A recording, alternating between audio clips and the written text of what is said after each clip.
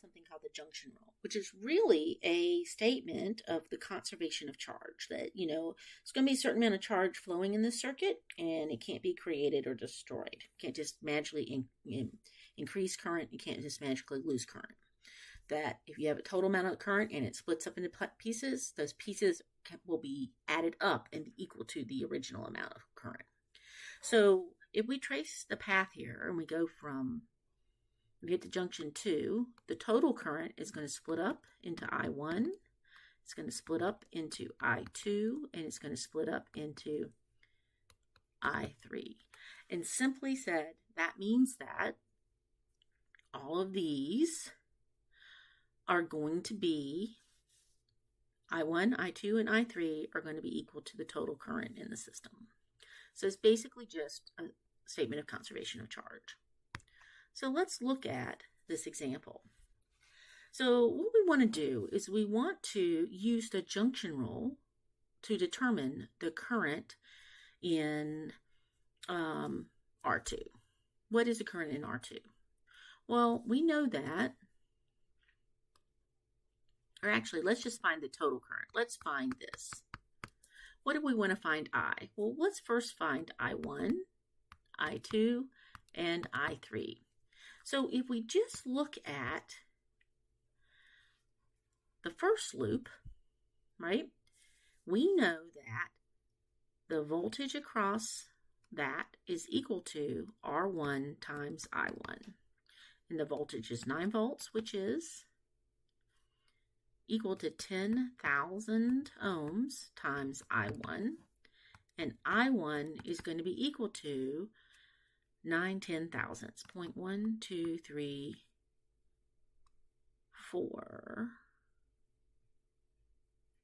Yeah, 1, 2, 3, 4. Yep, 0.009000 to 3 sigdigs amps.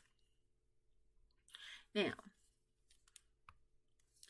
if we ignore R1 and we think about this loop here and just ignore that this is in there, then 9 volts is equal to 2,000 ohms times I.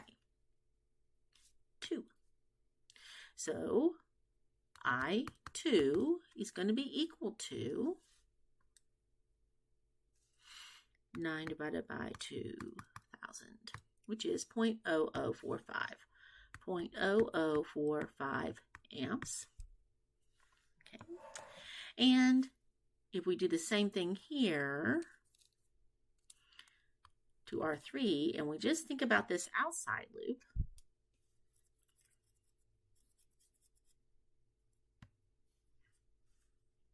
sorry about that.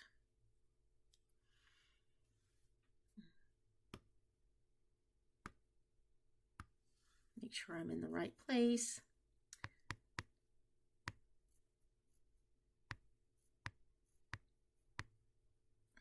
Then 9 volts is going to be equal to 1,000 ohms times I3, and I3 will be equal to 0.009 amps. So I is just the sum of all those, right? 0.0009 plus 0.0045 plus 0.0009 amps.